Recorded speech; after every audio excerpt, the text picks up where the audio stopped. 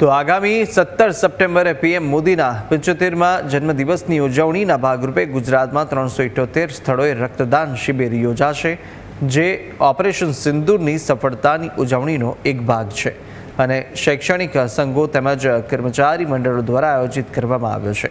તો સાથે આ શિબિરોની નોંધણી official book of world records અને વર્લ્ડ બુક ઓફ રેકોર્ડ્સ લંડનમાં થઈ છે, જેમાં ઓનલાઈન અને ઓફલાઈન મળીને 1.25 લાખ લોકોએ રજીસ્ટ્રેશન કરાવ્યું છે અને 208 બ્લડ બેંક આ શિબિરોમાં જોડાઈ છે.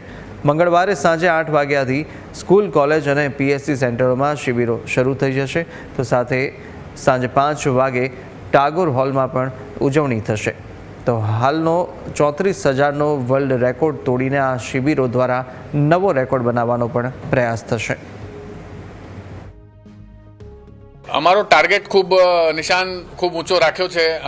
અમે 1 લાખ સુધીના રક્તદાનને કરાવવા માટેના પ્રયાસ કરી રહ્યા છીએ કે 1 લાખ ડોનર્સ એક સાથે એક દિવસની અંદર 8 જ કલાકની અંદર સમગ્ર રાજ્યમાં રક્તદાન કરી થેલેસેમિયાના બાળકોને મદદરૂપ થવાનો પ્રયાસ કરે, ઓપરેશન સિંદૂરની સફળતાને પણ ઉજવે અને આદરણીય પ્રધાનમંત્રી શ્રીને એક જન્મદિવસની સારી ભેટ આપવાનો અમે સહિયારો પ્રયાસ કરવાનો પ્રયાસ કર્યો છે.